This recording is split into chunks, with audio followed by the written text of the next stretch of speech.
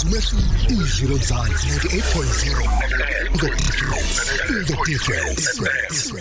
Right umsakazo wakho ezelo mzansi 98.0 FM nje kuphela ke imzuzu ligamenxe ihora leshumi sisakusona ke isigaba sesibili salokuhlelo sibonga kakhulu nokuphiwa umntaka amasondo na kanjani ke melibumbani ihora leshumi nomuvo uzobuya nazo ke seyiphelele njengoba seyishilo ke insimbi zabelunga kushongo mina bathi ke njalo ngolwesithathu ngaso ke lesisikhathi soke khona ubab Ntembe sizobheka zona ke indaba ezithinta Ezesintu sikubingelele bab Ntembe sikwamukele emsakazweni Mangibingelele emagatsheni ngibingelele kubalaleli bomsakazo izwi lomzansi. Siyavuma bab Ntembe quickly nje ngaphambi ukuthi siye embuzweni omlaleli.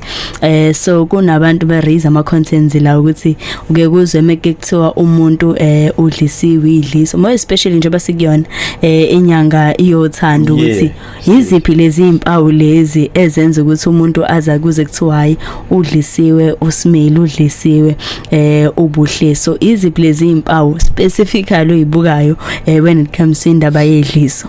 Ngiyabonga amagatsheni angithi abantu besifazane abantu besifazane nje bayathanda ukwenzelwa izinto ezinhle indlela abadalwe ngayo engathi ungabakhombisa ngezenzo nami sengifundile kubona ukuthi uma wenza into enhle kumuntu wesifazane na abanye noma exoxela abangani bakhe bebuke ukuthi hayi bandla uphethwe kahle kodwa kukhona isimo la khona laba abantu besifazana abadinga ukuphathwa kahle ababonayo nabo uqobo lwabo ukuthi engathi akahambe kahle khona ongasahambi kahle indlela osuyisiyoyo ngayo kuyenzeka ke ukuthi kwesinye isikhathi uma umuntu umdlisile uzama ukutesta ukuthi imithi yakho isasebenza yini ngokuthi ungamhloniphi wenze zonke izinto ufuna ukubona ukuthi uzokwenza njani ilapho ke kubonakala khona ukuthi ayingeke phela kusahambi kahle uma ngabe kuthiwa kuhamba ngalendlela umuntu wesifazana samhlele umuntu wesilisa kodwa lokho ethena ngiyamthanda izona izinto ezizimpawu ezikhomba ukuthi lo muntu unjani na udlisiwe ubona umuntu inkosi yami eseyithithizela nje usezwa yonke into so sigcina sesihluleka na ukuhlukanisa uthando lwangampela nokuthi hayi lo idliso ke leli kunjalo magatsheni empeleni nje khona uma ngabe nisuke nithandana ngithatha ngokuthi uma ngabe uthi entombini ngicela ukuthi uzongakhisa umuzi wakithi kukhona imibono okufona kavele uyemukele kumuntu wesifazane naye umuntu wesifazane kunemibono noma imithetho yendoda okufuna ukuthi ayilandele kodwa uma ngasenziki lokho sekwabonakala indoda sekungathi yona umfazi hayi la kanjani konakele lapho udlisiwe yebo nokulungele bab Ntembe siyakuzwa singadleki isikhathi sabalaleli besidlula nje quickly sizothola ke umbuzo wakho ku 0638208448 kanjalo ke na ku 0604807164 khumbula ukuthi njalo ngokulesithathu ithuba ke kusuke kuyilakho ukuthi ke uyibuzele kuba Ntembe ngabe ufisa ukufezekisa umcimbi othize khona lolu lwazi oshoda ngalo khona ubab Ntembe uzokwazi ukuthi ke akulekelele izwi sawubona. Yebo sisiza. Siyaphila njani? Siyaphila usibongile igama. Yes sibo. Bongina nenkinga yokuthi ngabhalisa imali kwaSasa. Yokuvuselelwa kumntwana ufuthi ngase ngina 2 years ngahlala inkinga social worker wakhe nenkinga ukuvuselela. Hello? Yes sikulalele. Yebo. Ukusithi mayise ivuselelwa le mali mase benginikeza banginikeza u1 year. Kodwa into eyangisa ukuthi baqala bathi ngoba kwase ku2 years bathi angihambe ngiye khona ku social worker ngiyolanda incwadi esho echaza ukuthi i-social worker izathu sokuthi anganginikezi le mali kwakuyisithi ngahamba ngawilanda lencwadi ngaphinde ngayiphindisela khona kodwa mase ngiyiphindiselile futhi base bengitshela ukuthi bazonginikeza imali yonyaka owodwa. No ngicabanga ukuthi wesibo udukile so le platform la khona sisuke sibuza khona kubab Ntembe indaba ezithinta Ezesintu sisakusona nje isigaba sesibili saloke uhlelo ungashayela ku 0604807164 kanjalo ke na ku 0638208448 uthini wakho umbuzo ophathelene nezindaba ezithinta isintu obheke kubab Ntembe izwi sawubona. Yebo njani sisi? Ngiyaphila njani? Ngiyaphila ukhuluma noGcinile wakwandwalana. Yes Gcinile. Mina ngisacela ukubuza la sisele nobhuti wami okuyena sisele naye ekhaya ubhuti wami uyadakwa uma ecasula lapha sengisho ikhala egcekeni yena umuntu ofanele asishisele impepho ukuthi uzoshisela kanjani ke enza lezi zinto lezi azenzayo yena. Kulungile egcinile uzolalela emsakazweni. Ngiyabonga dadewethu Mandwalane. Ngingakusho nje ukuthi uma umuntu ezoshisa impepho kudinga ukuthi kube umuntu oqondile. Futhi umuntu ozohlonipha nalo igceke uqobolwalo ngoba manje indlela enza ngayo nje ubungichazela ekhomba ukuthi kwakhona emsama kasamukelekile. Kukhona ke emasikweni ethu noma kwizakhiwo zamasiko into ebizwa kuthiwa ugumela. La khona umndeni uhlala phansi uxoxe ngenkinga noma ngabe kuthiwa yipi inkinga iya lapha endaweni ekubizwa kuthiwa yiziko. Kukhulunywa khona ukuthi kunenkinga enjeni nje. Kuqhamuke ke nexazululo ke ezisuke imbono ngoba isuke imningi. Inkinga yethu thina abantu abampisholo sesaphila enye indlela. Endulo bekwenzeka ukuthi uma ngabe kukuthi unobaba okuzalayo wazi ukuthi kodwa futhi khona abafuye bobafowabo bakayihlo okuyibona oye udondolozele ngabo ezintweni 80 lamasiko. Ngiqonde ukuthi ukusho ukuthi nabo ngokohlelo lokugumela kufuneka babe khona ikhulunywe lo ndaba. Kulula ke uma kutholakala ukuthi akayifanele impepho ngoba ningaqoka omunye wobaba noma omunye wobaba abangabafowabo bakayihlo uyena umuntu ongakwazi ukuthi enjani na elishisele impepho. Right, nangomunye umbuzo Bab Ntembe lapha kwa WhatsApp uthi sanibonana ezweni lomzansi angazi noma inkinga yini bengisacela ungilekelele Bab Ntembe ugogo zalo baba weingane zami wenzele izingane imbeleko wazibika emsamo wakhe ngeimbuzo ezimbili zafaka iziphandla ubaba wazo wayegcine ngokugeza umuzi nakhona kulomntwana omdala kuphela. Ngiyabonga akufanele ukuthi kube njalo. Ngachaza ngathi ingane ezalwe eKhabonina eyaseKhabonina zonke izinto zayo izenzelwe eKhabonina. Kodwa ngakuphawula futhi ngathi kuyenzeka ingane ikhulele eKhabonina kodwa utholakala ukuthi ikhalile isiko lokubula kubo la izalwa khona. Abakuba bangazange bekhiphe ngisho indibilishi kuyenzeka. Lokho engakuchaza ngokuthi kudalwa umlando wegceke. Sawuchaza kumlando wegceke ukuthi kuyinto eme kanjani. Kodwa ke futhi lapho kuyavunyelwana awukwazi ukuvela uthatha ingane uyizala entombini uthi uyenzela yamasiko ngaphandle kwemvumo kayise ozala lowo mama walezo ingane. Kunezakhiwo ke zamasiko zomdabu udaba kufanele lihambe libike enduneni induna ke iqhulu udaba maku ukuthi kunesidingo kufanele ukuthi lo wenze lokho ejeziswe kumkhulu. Bekwenzeka njalo endulo angazi manje ukuthi abantu baphila kanjani nje basebenganazi izakhiwo zomdabu yilokho ke bese ke abantwana uma sebebuyele ekhaya nike nibenzele isiko lokugezwa kwempepho sebebile sibokweni sakomalume wabo.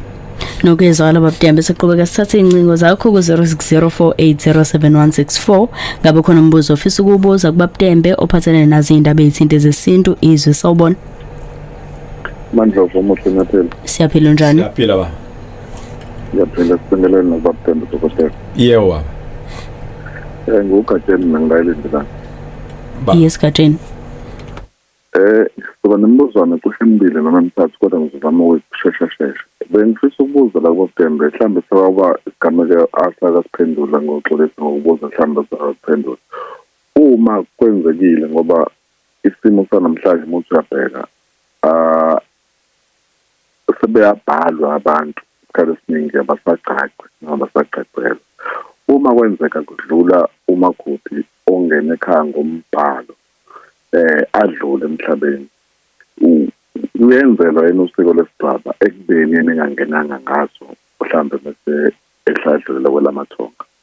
Owesibili umbuzo uma kwenzeka kudlula insizwa noma iphunga ngikhoshwe yona ukuphuka kodwa umuntu obesahamba nensizwe emkangele phansi ihawu ehlala induku edlule emhlabeni umesenzela umsebenzi omkhulu ke kwenzweni ke kuthiwa uyabuyiswa noma kwenza umcimbi wakhe nje kubizwe nezinye insizwa kade ehamba nazo insizwa ziphatha amahawu kube iqedwe. Uma kwenzekile futhi wesithathu ugcina edlulile kade phatha amahawu ehamba insizwa edlule emhlabeni insizwa zesifudi kuphoqa noma akuphoqi ukuthi kwenze umsebenzi lo noma umcimbi lo kuthiwa ukuhlambulula amahawu. Ilo mbuzo omkhathi ngifisa labadala labo. Kulungile Gatsheni zolalela emsazweni. Ngiyabonga Gatsheni. Uma umuntu ebhalile engazange echole ngenyongo, lowo umuntu usengowakubolaza lwakhona. Nina enisuke nithi uganile lapho aninawo umthetho othini ngalowo muntu. Uma ngabe ke edlula emhlabeni kwenzeka ke izinto ezimbili. Eyokuqala uyise engamlanda eyomncwaba kubolaza lwakhona ngoba vele umuntu wakubola aza lwakhona.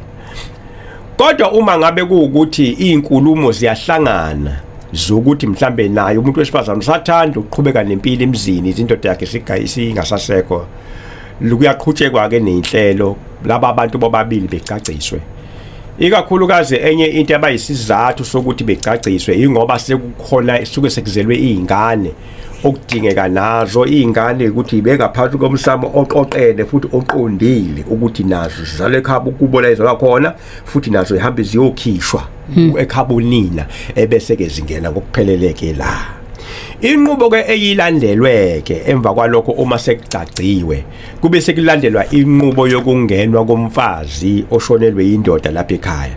Ngiyachaza ke lokho ngithi ukungenwa komfazi kuye kube ukuthanda kwakhe okungenza ukuthi uma engezovumelana nokungenwa ukusho ukuthi ufanele ke buyele kubolaza lwakhona naye eyoqhuba impilo ngoba vele lapha yano bengacacile. Ebese ngibuyela ke odabeni lo muntu oshone ngaganiwe. Angikhathali noma ngabe kuthuni iminyaka emingaka, uma ngabe nje ukuthi awuganiwe umfana izinto zakho zonke nje zenziwa njengoba kwenziwa uhlelo ke lomfana ngoba vele wena awuganiwe. Uma nje kutholakala imbuzi kwathiwa hlanganiswa nethongo kuphilileke. Ngaphandle uma kunesimo semimoya njengoba ngayichaza ngathi umuntu wesifazane kula lento ukuthi umuntu mayigana bese kuba nesimo sokuthi uganiswe emimoya. Angikho ke kulo ndawo kodwa ngichaza ukuthi kuyenzeka umuntu uma enesimo semimoya mhlambe kuhambe mhlambe naye ethi ufuna ukuganelwa. Lokho ke kunenqubo yakhona ke ukuthi uzoganelwa ke bese ke uma eseganelwe seyindoda ke lapha okungenza ukuthi egcineni izinto zakhe ziphathiswe okwabamlumzana. Sekufanele kuhlathwe imbuzi, lembuzi ebizwa ngokuthi igula lomlumzana. Uma ngabe ukuthi bamthathela umfazi. Mala nokugezwa kwamahawu kunesiko lokujikijela kwaZulu. Kuqala esikweni lokugezwa kwamakhuba noma kwamageja. Lapho khona kuhlathwa imbuzi thola amageja ebese kuhambisana nezinto ekade isebenza ibolekiwe komakhelana amafosholo yonke into kuchelwe lapho bese kuyahanjwa ke. Sekucedilwe kuhle sekungayiwe emasimini kuyolinywa. Bese ke ulandela ke uhlelo loluke lokuthi ke isiko lokujikijela. Isiko lokujikijela ilona elikhulula izikhali ukuthi insizwe sesingakwazi ukuthi ziphathe izikhali noma futhi ke makuthi sifuna ukuzingela ngoba kwaZulu uma ngabe ukuthi kushoniwe kuyama ukuzingela. Insizwa akizona ebeyivama ukuthi izingele ngaphandle kwamakhehla abevele kuthanda ukuzingela.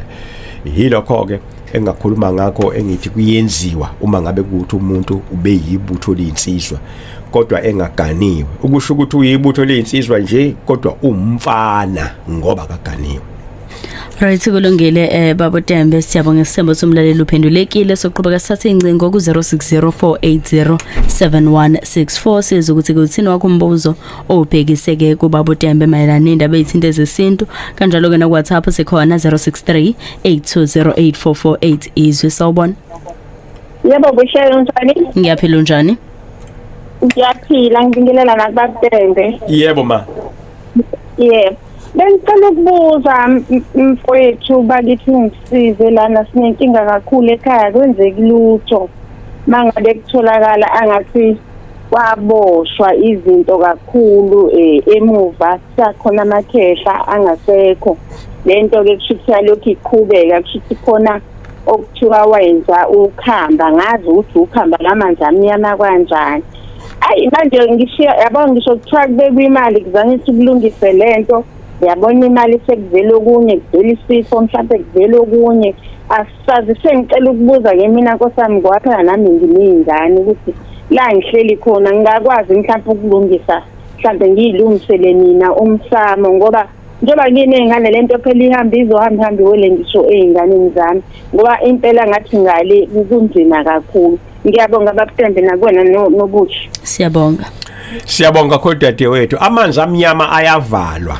noma ngabe kuthiwa kwakwenzekini emndenini malana namanzi amnyama ayavalwa nje amanzi amnyama izinto bese ziqhubeka futhi zihambe ke ngendlela okungijabulisayo ukuthi uyawazi umnyombo noma wathola ukuthi umnyombo odade singahambe ekhaya yini okusho ukuthi ke sekulula ke ukulungisa leso simo ngohlelo lokuvala amanzi ekhaya.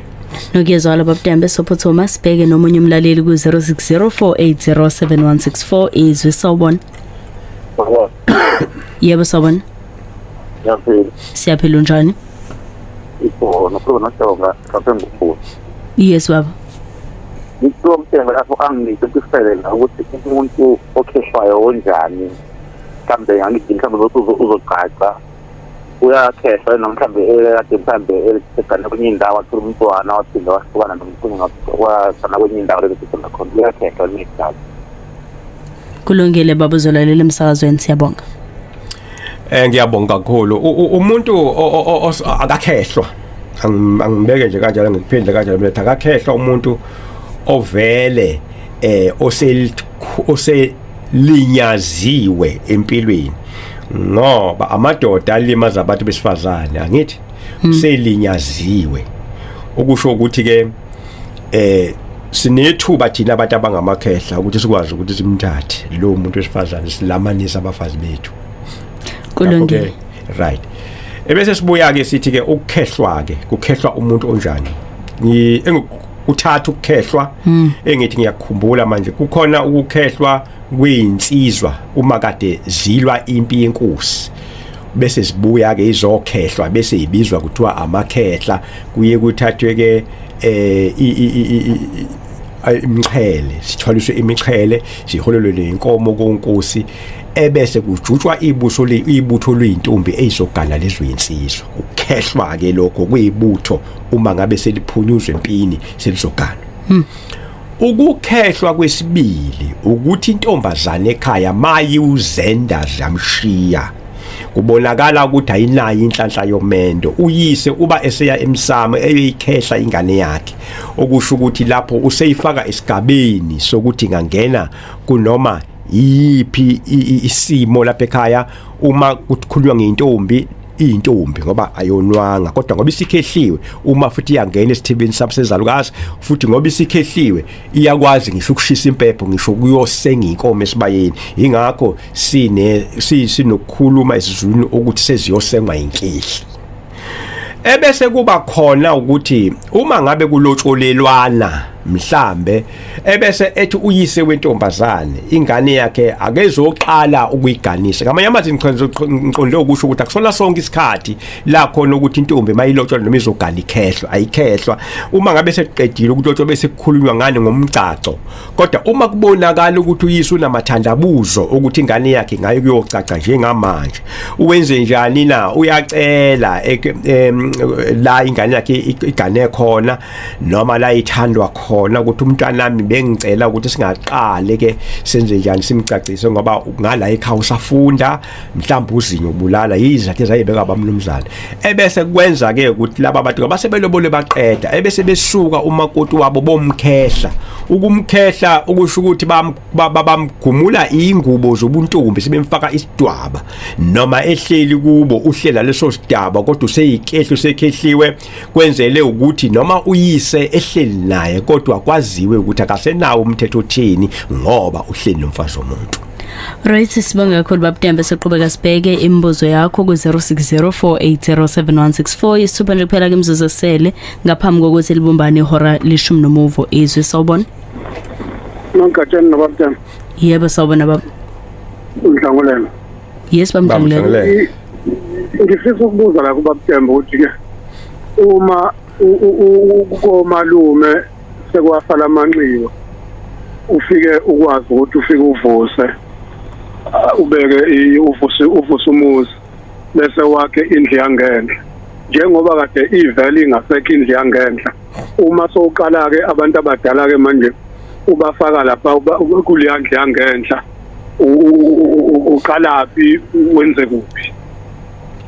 Ngiyabonga uma uthi uqala kuphi njengoba wena lapha kumalume wakho umshana bakhona abantu mhlambe okuyibona abaqondene ukuthi bashisa impepho lapho kodwa ke sebahamba emhlabeni mhlambe kodwa akusho ukuthi abekho ngoba thina abantu sinenkolo yokuthi umuntu akafi okusho ukuthi bakhona okufaneleke ukuthi mawuqala ziningi indlela ongayisebenzisa mne wethu singakhuluma njengokuthi mhlamba abantu abadala ungakwazi ukubalanda entabeni sikhulume ngokuthi abantu abadala ungahamba uyobageza olwandle ubalande uyobafaka yokwakha umsamo sikhulume ngokuthi uye la kwakuyisibaya khona komalume uyothemeleza phakathi kwamakhehla bikela amakhehla ukuthi isiphi isizathu esenze ukuthi wena wakhe indla komalume ngibone ikomalume seliseledingwane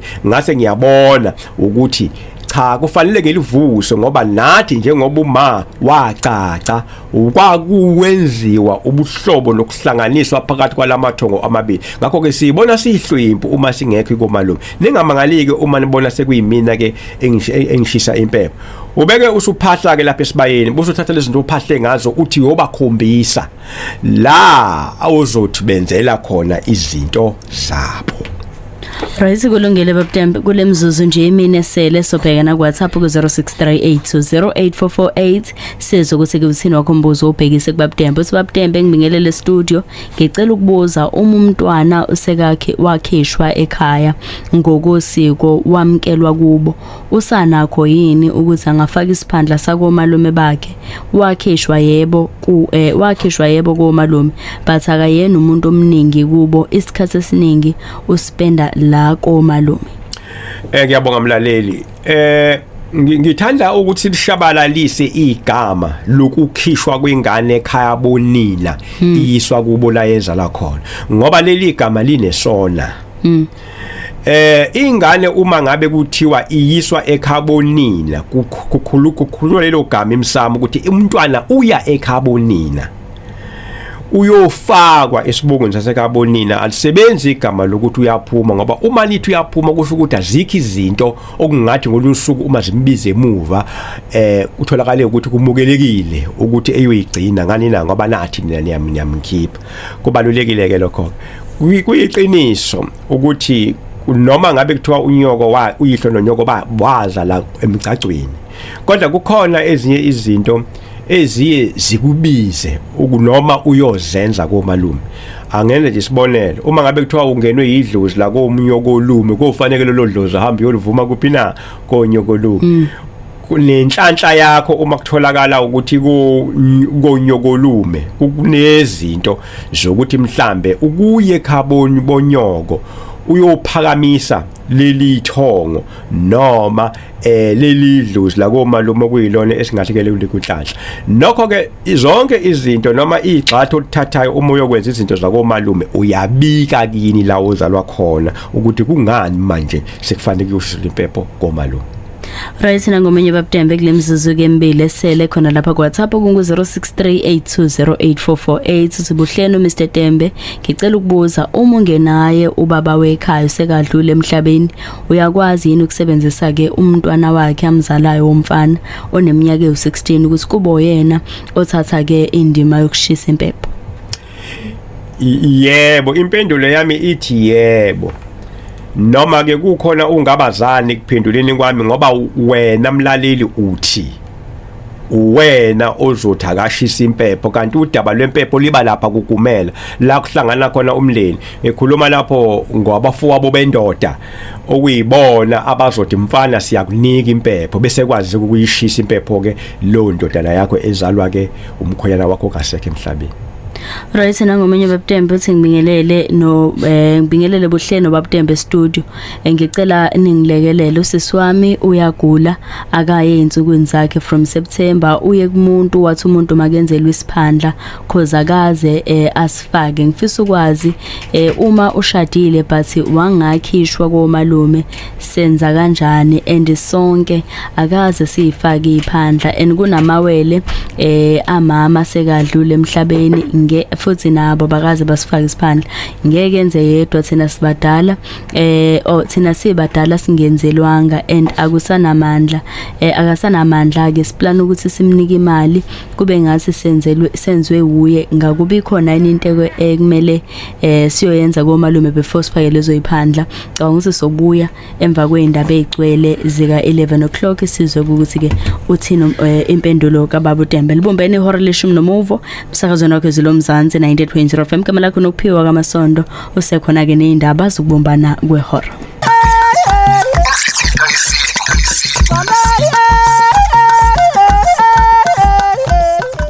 Rayithu umsakazo wakho zilomzansi 98.0 FM imzuzu ishumi nje kuphela libumbeneke ihora leshumi nomuvo sekusona ke isigaba sesithathu mawusana ngasho ukuthi isigaba sokugcina saloke uhlelo sibonge kunokuphiwa umuntu akamasondo na kanjani ke maligamanxa ihora leshumi nomuvo uzobuya nazo ke ama news headlines sisakusona ke nje isigaba sokugcina khumbula ukuthi ke kunombuzo ebesihambe subambile Bab Ntembe ngenxa yesikhathi sendaba uthi ngiyabingelela Buhle no Bab Ntembe usisi wami uyagula akaye esikhathini kusukela ngoSeptember uye kumuntu wathi umuntu makenzelwe isiphandla cause akaze sifakwe isiphandla akaze asifake. Ngifisa ukwazi ukuthi ke uma eshadile but ke wangakhishwa komalume senza kanjani and sonke asikaze sisifake isiphandla la ekhaya.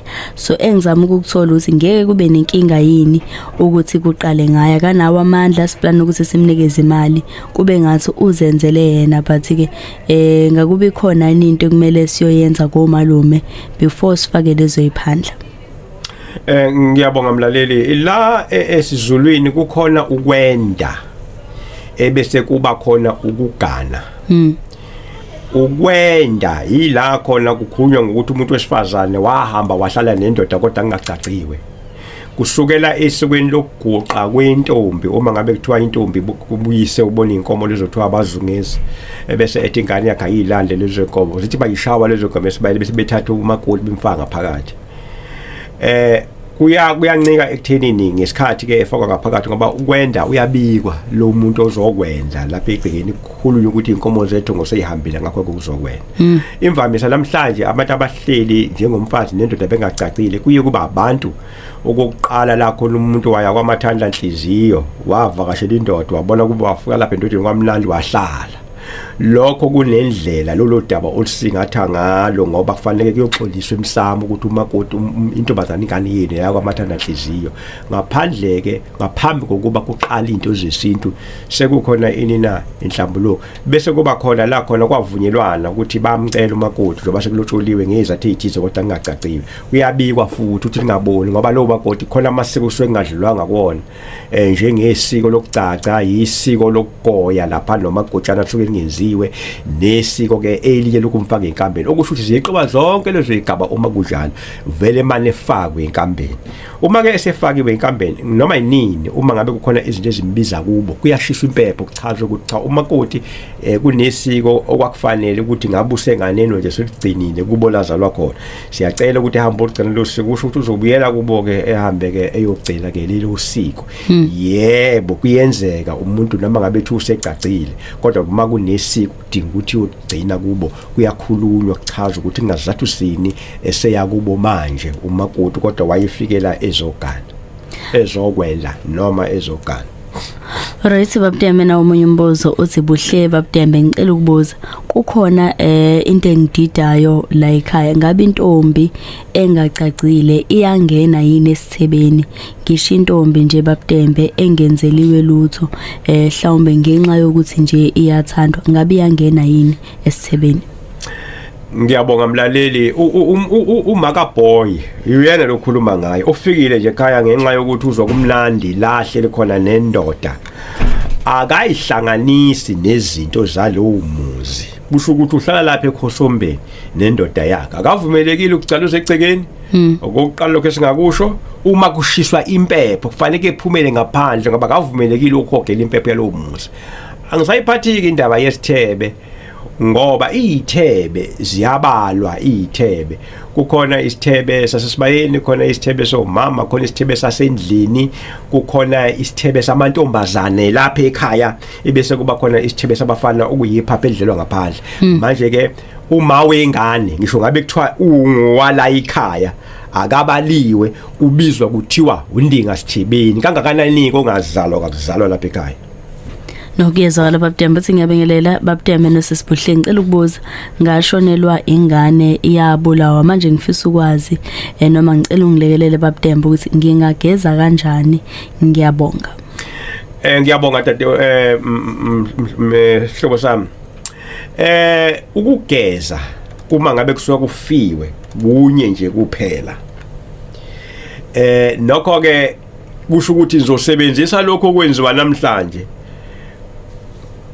no into engingayisho uma seniphothula ukuzila senikuwukuthi ukuzila senizobuyela enjabulweni kuba nembuzi eniyitholayo nihlabe lo mbuzi intathu umswana wawo nenyongo kuhanjwe kuye emfuleni kuyogezwa usho ukuthi ke sekuphelile manana lokugezwa angizodlula egabeni eziningi lokhu kuvala umkhokha ngoba engathi umlaleli mhlamba kabuzanga ngakho ukuthi uma umuntu ehamba ngesikhali kufanele phela aqale kuvale umkhokha futhi ke ngawuchaza umkhokha ukuthi ngeke ugeze isidumbu kuphela ngembuzi lisi kufanele kuthola umnyombo ukuthi siphi sizathu esenze ukuthi kuze kufa umuntu ngesikhala lapha egcekeni ebese ke kugezwa ke lowo mkhokha ke kodwa nje ukugeza lokhu kokuthi nifelwe umuntu ufe ngesikhali noma akafanga ngesikhali kunye kuyefana Right nangomenye sengiyabingelela Buhle Bab Ntembe ngicela ukubuza Bab Ntembe ngishadile umyeni wangishiya wabuyela kuma wengane akasangizwa kwasamina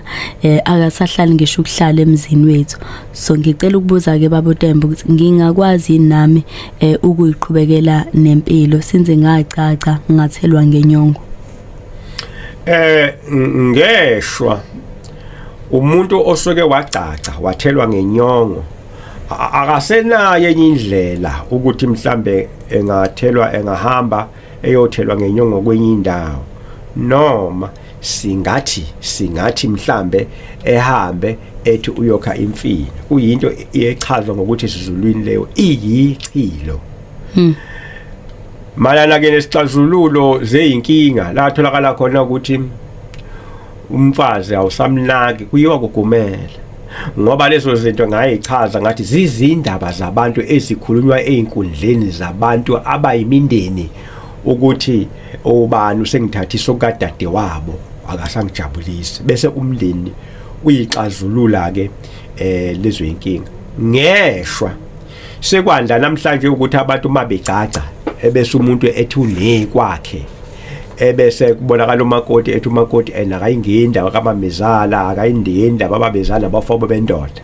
ukusho ukuthi lapho akavikelekile ngoba masendoda simhlukumeza akakwazi ukubuyela emuva uyoyimangalela lapha kugumela ukuthi ubaba kanti akasangiphethe kahle ziyakhulunywa izinto njengalezo zilungiswa khona lapha emndenini Right nangomunye Bab Ntembe uthi ngiyabingelela studio ngicela ukubuza Bab Ntembe uma kumele noma ke kukhaleleka ukuthi siye ekhaya kobaba noma sibizwe isibongo sakobaba kuthiwa sikheshwanga komalume ngembuzi manje umalume akanawo amandla thina sinawo amandla singakwazi yini ukunikeza umalume imali noma sizenzele thina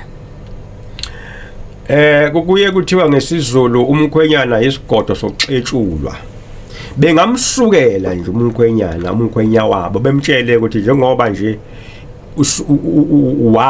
ungenzanga kahle wazala kungacaciwe sifuna imbuzi kuwena ngoba khona izinto esifuna ukuyilungisa umkhwenya wabo lo bese leyo mbuzi kwazi ukusebenza ukukhipha abantwana ke lapho noma mabona bezokuthi bazokhipha imali beyinika omalume babo umalume fanele kube nokuthiza azokwenza lapha ekhaya sezozehlisa ke manje khohle ukuthi umalume makudinga ukuthi esikutshana lapha ekhaya egcekeni noma ecente noma enzeni siyokwenza lo msebenzi omncane nje noma kusunduza itshe ebese nithi nina ingane zikadade wabo niyamholela ebese kwazi ukuthi igcine izinto zalapha ekhaya. No kulungile Bab Ntembe soqhubeka sithatha incengo ku 0604807164 uthina wakho umbuzo ofisa ukubuza kuBab Ntembe mayelana nazo ke indaba ethinta ezesintu kanjalo na ku WhatsApp sikhona 0638208448 sizama ukubalansisa lapha ku 0604807164 uthi sawubona amagajeni noBab Ntembe ngicela ke ningilaphe la ababoneli ke ntombini uma izomuliswa uyise ekubeni sikhiphe ucu kodwa bengakahlangani ngokwesicephu so umlisa lo emkhethile uyayangene kanjani ukuba umboneli lo mlisa ke sebembezile amalobolo nenkomo bazomulisa ngayo intombi. Ngiyabonga umuntu omuliswa wesifazane intombi emisile ngokwesizulu engazange iqome kuye kuthiwe lo ntombi ijabulisa noma yakhela uyise isithunzi ngoba iba nedumela ukuthi intombi yakoba nimisile uyise bese khipha inkomo ethi uyayimulisa kuye kube yilokho ke bese kuba khona ukwemulisa okuyiselapho mangikhuluma ngomuthi okuyiselapho ukuthi wena ngesikhathi udla amamba ubuvela ukhulume kubelula nje ukuthi ingane yami uma ungafika esigabeni esithize ngiyokwemulisa ungazi noma amandla obunawo noma ngobunawo la kanti lonto iyokhela emsamo okuyothi uma kuze kufika isikhathi sokuthi ingane ke iziqomo ungayimulisile bese kukhaleleka ebese kwenziwa ngendlela yokwelapha ke manje ukuthi kwakufanele ukuthi unozibali uma efika esigabeni esithize sithi ke siyamemulisa ngokwesiko ke la manje kuvame ukuthi inkomo yokwemulisa lo ntombazana iqhamuke kuphina iqhamuke kumkhwenyana ebese umkhwenyana ke uma ngabe kuukuthi umuntu obese ehambe ibanga elide ngamalobolo uyakwazi ukuthi ebe umkhwenyana esigcawini ngoba uma ngabe kuukuthi ibintombi nto ayinamkhwenyana abakomalume abakhwenyana ngithi okusho ukuthi kuyenzeka ngwesimo nani sokwelapha ekubeni kuhlezi ukhuza ukuthi into ungayikhulumi kanti into ngeke ukwazi ukuyicela ziningi izinto okuthiwa manje ziyalungiswa ukuze kuthiwa ihambisana namasiko kanti zoniwa abantu ithongo bese lithi ngeke iqhubeke impilo kungagciniwe kwenzelwa ke ukwelapha. Right na ngomunye WhatsApp ku 0638208448 sengiyabengelela sesibuhle noBab Ntembe ngicela ukubuza baba ukuthi singenze njani kule nkinga umama ugane kwesinye isibongo wangithola komunye baba even ubhuti wami naye owakwesinye isibongo okusho ukuthi ke umala emshadweni akanayo ingane yakhona but ke sihlala khona emshadweni kamama inkinga impilo zethu zimile akwenze lutho kodwa sesiyakwazi ukuya emakhaya wobaba bethu naba bangasenzelanga lutho ngicela ukubuza ke Bab Ntembe siqaqa kanjani inkinga nanokuthi ke siqhubeka kanjani nempilo asazi nokuthi ke siqalephi. Ngiyabonga mlaleli kukhona into ecisifane nale engiyibiza ukuthi wamathanda inhliziyo la umuntu ayakhona uma ngabe nizosuka niyohlala noyihlo ogane unyoko kodwa onganizali ithongo lithatha ngokuthi nibhungukile uma kwaba ileso simo kufanele niye kunyoko lume niyoxolisa ukuthi nahamba njengabantu abadubi ikhaya bese niyayibuyisela komalume ebese ke nifakwa ke iphandla zasekhaya bonyoko le ndaba yakini uyihlo lowo wazala waqede wakhohlwa ukuthi uzele udaba lwakhe alukhulunywa nje inhlobo ngoba nina ngabasekhabonini ebese ke kuyenzeka ke futhi ukuthi uma ngabe umuntu wesifazana umthathe seningane ebese ngoba umkhwenyana uyindodana yasekhweni lakhe uyafakwa ngembuzi unalo ilungelo lokuyithatha lezi ingane ahlale nazo ngoba uyini na uyindodana kodwa kuyabikwa lapha na ekhaya emsamo ukuthi ekhabonyoko ukuthi njengoba abatana bengazobabikho bazobe bihlezi kwamkhwenya wethu undimande ngoba basondezela isikole chaze lezo izathu kuzithongo lingasho ukuthi abantwana ke bashone kuphi kodwa akukho okuyisiko elingagcinelwa uyihlolo oganonyoko ngoba kalona igazi lenu njalo uma kufuneka nigcina into zamasiko kuyofanele ukuthi niye kuphi nani niye ekhabo-nyoko. No, ngiyazwakala Bab Ntembe, uthi Buhle Bab Ntembe, ngicela ukubuza. Ngaba kudali yini umkhuhlane ukuthi intombazane ishisa impepho, ikhulume emsamo kodwa ekhona ubhuti omdala ehleze endlini. Ngikhuluma ngenganye intombazane iyona ekhuluma emsamo. Ngabe lokho kunamthelela muni Bab Ntembe? Umuntu wesifazana akayishisa impepho. Uma kungabonakala umuntu wesifazana eshisa impepho, lokho kungasho ukuthi udelela ithongo. Azikho ke izinto ezingalunga uma ithongo lisingathwa ngendlela yokuledelela. Ngicabanga ukuthi umbuzo senguphendulileke la.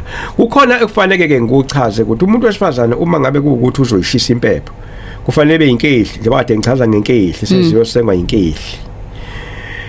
Zimbili izathu ezenza ukuthi umuntu wesifazana ethiwa angayishisa impepho ingoba ukumiseleka kwakhe ngesimo sasemsamo nangamhla efika esigabeni sokuthomba. Indaba ithemeleza ukuthi usendleleni yome okungenzeka ukuthi mayigcina egxile ezintweni zakubo. Ngachaza lokho mhla ngikhuluma ngezindle ezibiyeleyo ezingawona imizi, izindlu ezibiyeleyo uma kukhulunywa ngentombazane ukuthi ngeke iwakhe umuzi kodwa ingakha indlu ebiyeleyo ukusho ukuthi ngamanye amazwi yini na iflat noma indlu kamasho engezobikwe emsamo kodwa uthi umuzi wentombazane ngoba nala intombazane kuba yakhelwa ngeshilawo, yakhelwa ikoyi ngoba lezi zinto zenjani na ziyayiphazamisa. Angisaphathike kulesi simo la khona kukhulunywa ngokuthi kuqonelwa umfana okhonozela lapha ekhaya useyithatheka ngento njengento engelutho, njengento engenamsebenzi. Kuvamile ke ukuthi abantu babe nemali noma ngabe akekho emagunyeni ezibone esenamagunya ngenxa yemali nayo noma imfundo.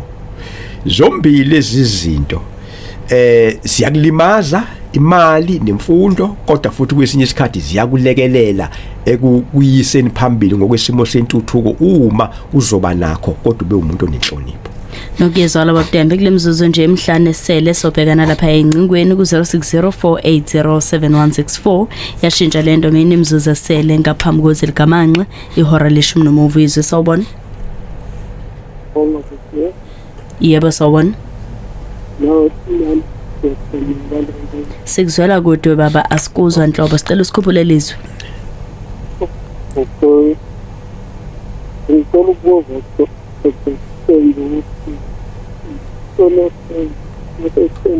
No, ukhulumela phansi asikuzwa nje Nhlobo, sikuzwela kodwa uthi ngibingelele Bab Ntembe. Ngicela ukubuza Bab Ntembe, umkhokha uvalwa kanjani? Ukuvalwa komkhokha kudinga ukuqala kulandelelwe ukuthi kwenzakalani okuyiyona into edalela inkinga ukuze kube nje sikhuluma ngomkhokha ngoba phela imikhokha ihlukahlukene. Niyothi ke uma senilandeleleke ake ngilinganise nje njengalento ekade ikhulunywa umlaleli la ukuthi kwadunga idlozi ekhaya sekuvela izinto manje eziwukhondolo noma umkhokha ngoba leli gama elithi umkhokha luwukhondolo ukuthi into yenzeke biyenzeke kodwa hawukwenzeka into efana kwenze njani okusho ukuthi ke kungavalwa ke ngohlelo lokuthi ke kuvalwa amanzi. Komunye umkhokha ungadalwa futhi ukuthi kukhona abantu abahamba emhlabeni bangazeka bagcina bengangcwatshwanga. Omunye umkhokha ongadala mhlambe ukuthi ekhaya mhlamba abafana bengaganwa noma amantombazane engaganwa. Inyanga ike zizame ukuthi zilungise lonto. Mhlambe ivuleke inhlanhla, mhlambe ithola ukuthi yavuleka inhlanhla kodwa futhi manje umakoti uyabuya futhi sebuye emendweni sekuyahlukana ngenxa yokuthi bebesebenzisa nje imitha amakhambi kodwa igazi noma umphefumulo lo owaba nesona ngeke linganise nje masikhuluma ngabantwana abaphuphuma abanganakwa bayakwenza lokho. Sikhulume ngomuntu ongazange elunyulwe eswini sikanina ngake ngayikhuluma lonto kuyawudala umkhokha even nomkhokha ongadala ukuthi umuntu wesifazane umuntu wesifazane kodwa kutholakale ukuthi indlela enza ngayo owenza izinto njengabantu besilisa kusomkhokha kwalowo. No, kuyezwakala Bab Ntembe uthi Mr Ntembe ngicela ukubuza umama wami washada ekhaya wathelwa ngenyongo yakhona manje ubaba wasishiya umama kuthiwa ke idlozi lasekhaya lifuna yena ukuba hlale engumakoti wakhona engasizakala kanjani. Ngiyabonga okokuqala kufuneka kwenzeke kufanele ukuthi unyoko lo wahamba waduba ikhaya ngoba umuntu wesifazana akahamba uma ngabe kuukuthi uyahlukunyezwa emzini kudingeka ukuthi ubaleke engene emahlangeni ombili bese yabuya futhi akayi kubo noma eye kubafowabo bendoda eyobika ukuthi bafowethu umfweni akangiphethe kahle bukanise nginjalo kushawa. Kodwa uma ngabe sehambe eya kubo esiye kubo mhla yebuya kufanele ebuye ngenkomo yokugeza umusi bememukeleke ebese yafika ke zohlala lapha ke egade ke ingane zakhe njengoba ingane zisikhalo zokuthi iselidingwane ngoba akekho unina wazo. Bab Ntembe ngicase sesifike ngasemaphethelweni munye nje kuphela kumzuzu ngaphambi kokuthi siye lapha ya kuma news headlines mhlawumbe kafishane nje Bab Ntembe umlalelo ongakwazanga ukuthi ke asithole noma athole ukuphenduleka embuzweni wakhe sicela Bab Ntembe usiphi number otholakala kuyona. Ngiyabonga bagatsheni inombolo yami ithi 082 597 6669 ngicela ukuyiphinda 082 597 6669. Kulungile Bab Ntembe siyabonga. Ngiyabonga kakhulu magatsheni sale kahle bayile emakhaya uNkulunkulu abenani. Amen. Right umsakazo wakho ezolomzansi 98.0 FM sikusona ke isigaba sokugcina salo ke uhlelo sibonga kakhulu Bab Ntembe na kanjani next week same time same place legamenxa ke ihora leshumi nomuvu sakhona nokuphiwa umntaka masondo nawo ke ama news headlines. Izolo mzansi 98.0 the difference